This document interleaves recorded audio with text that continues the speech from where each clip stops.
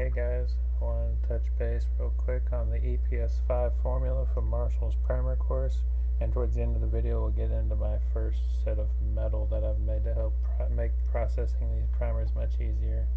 This formula interested me because it was a commercial grade formula and it should be extremely reliable, especially with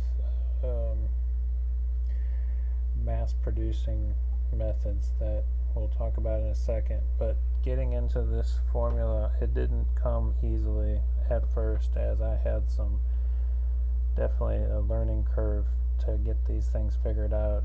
At the end of the day, it seems that I have gotten a contaminated resorcinol source to make the styphnonic acid from. I thought everything was going great at first. I think my very first batch of styphnonic acid I got to work by just dumb luck, as the second and third and fourth reactions I did carried on. I got much better at it. My yields were much higher. As you can see here, these are two of the batches, neither of which are viable at all. They had about there's the third one. They had about a 2% success rate. Absolutely did not work at all. There's a contaminant in there. I'm not entirely sure what it is. This would be the resorcinol source, and this is where I believe my contamination comes from. Everything else is ACS grade except for this. As you can see on the left, there's a green tint. That's the bad stuff that's not working. On the right is good primer compound using recrystallized styphnonic acid. Sample 1 and 2 are both 100% successful recrystallized styphnonic acid samples. The one on the left, number 3, that's contaminated. That one only gives about 90%. Finally, after I got the recrystallization sorted out and got my styphnonic acid up and running, I'm able to actually make some primers that are working. Finally. I thought I was losing my mind at first. Couldn't figure out what was going on. So it starts with a sizer plate. This plate will size and also hold the actual cups in place. Having a nice tight fitting sizer plate actually helps hold them through the entire process. This is a base with 2 pins on it. This is my first rendition of it. This is going to be the very base of it. I started off with sizing them with a stainless steel press plate, but that didn't work. Obviously I didn't think it was going to, because stainless is so soft. It did okay at first, and it obviously works for probably a 1,000 or more primers, but they start squishing and it starts jamming up and it won't release. So after being used dozens and dozens of times, it ends up stops working. So I moved towards a 25 count steel plate. I did C1018 steel. I want to get it case hardened for longevity. Here you can see that plate, the new one, and I'm going to be putting it into my press, punching out 25 dimples at a time. I want to make this out of 1/2 inch steel, and that will eliminate the need for the press plate. Case hardening it will allow the steel to still be a low carbon steel, so it will not want to fracture as easily, but it'll have good surface hardness, where as it's used over and over and over and over again, it'll hold up and stand the test of time. That's going to be something coming up. As you can see here, we have the base with that sizer plate on it, and we're punching out dimples here. One thing to note on the press plates, I have ground down all the corners of them to make sure each press plate is perfectly flat. As you can see, it does a pretty decent job at pressing out all those dimples. It pushes them into the sizer plate, so I'm sizing it and de-dimpling them at the same time. Very efficient. Moving along, once we press out all the dimples, we have our EPS5 formula, and I use a standard box cutter razor blade, and we just scrape it and place it in each one of the primer cups and fill them with the compound.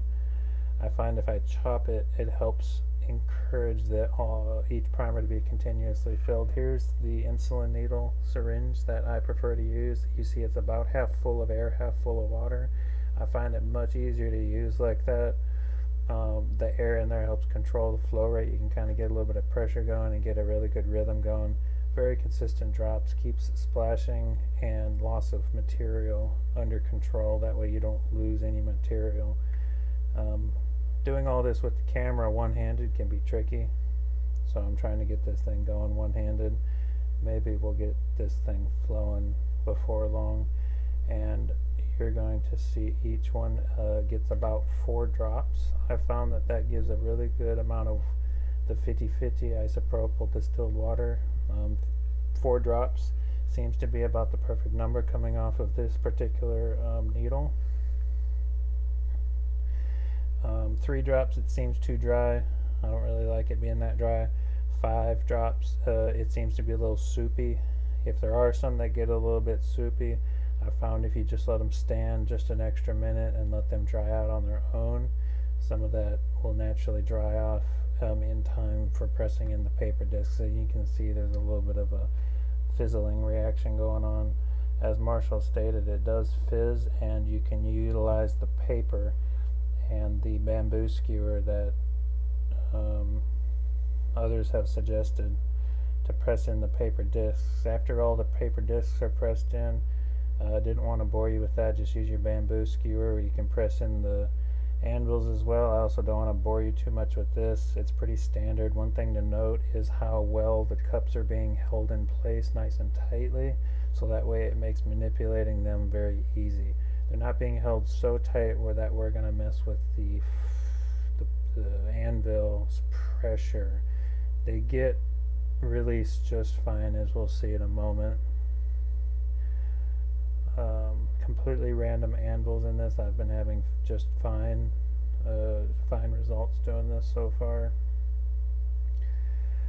One thing I want to do is make a anvil placing plate or some kind of setting plate where all the anvils can be set into place, and then I will have another plate that I'll have an anvil plate basically that encompasses these things, and I'll be able to press them in using the press instead of doing them one by one. But that's going to be an upcoming future improvement. Here we're going to have we have the completed plate with all 100 primers in it. This is what I call the packing / ejecting plate. When we pack it, we can use that to pack all 100 of them at a time, and then we flip it over at the end to eject all of them. Basically, you have your base, you have your ejector plate, you put your 100 count plate on top, and then we have another plate that goes on top of that. This is the cavity, if you will, or the place that they will be pressed into once they're ejected. These holes are much bigger. This plate's actually for large pistol. I've never tested with large pistol, nor do I have anything that requires large pistol, but that is a plate that theoretically would work with the large pistol. But for interchangeable parts, we can have that as the ejector plate, catch plate, if you will, for the small arms primers. So we put all that together like that. We take and put a press plate on top of that to help distribute the force, making sure that it's centered up underneath the main ram of the press. I found that when I eject these, I've had fine success. The anvils do not seem to pop out from this procedure. There's really nowhere for them to go. What I do, please forgive the camera, it's really hard to do things one-handed. What I find is what you do is, after it's all centered up,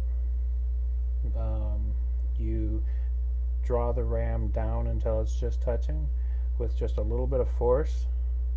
So give it just a little bit of force, and then you bring your jack handle all the way to the top, and you just pull it down one hard, firm time, and that'll eject all of them simultaneously, and it'll just snap. It's a little on the loud side, not too bad, but as you can see, I'm about to do that. I'm getting the ram drawn down, and then I'm going to pull it all the way to the top and give it one firm pull, and snaps them all out of place. And then at this point, they'll all have been released. You can undo the ram, and at this point, they're ready to pop out and slide onto the primer tray, the warming tray to dry the primers.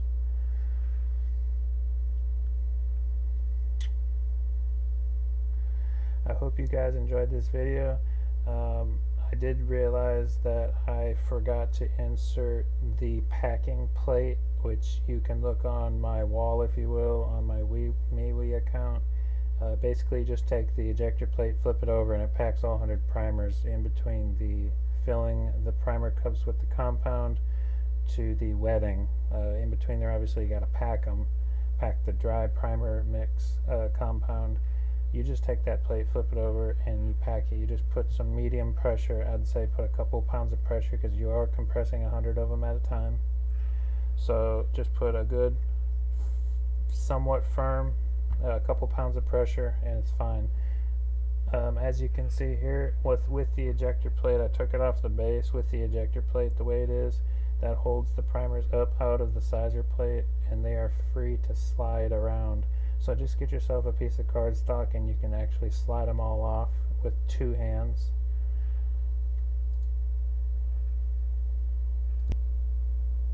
My next video, I hope to cover mainly more on the metalwork and get into some more of the details there. This was kind of a combo video doing the stypnic acid and the metal together.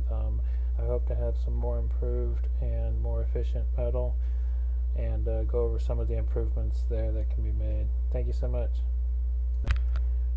Alright guys, I hope you enjoyed. Thank you for watching. If you liked it, please give it a thumbs up and let me know what you think down in the comments below. If you have any questions, please feel free to ask either in the comments below or in the MeWe chat. Be glad to help or answer any questions that I may not have answered or covered in the video.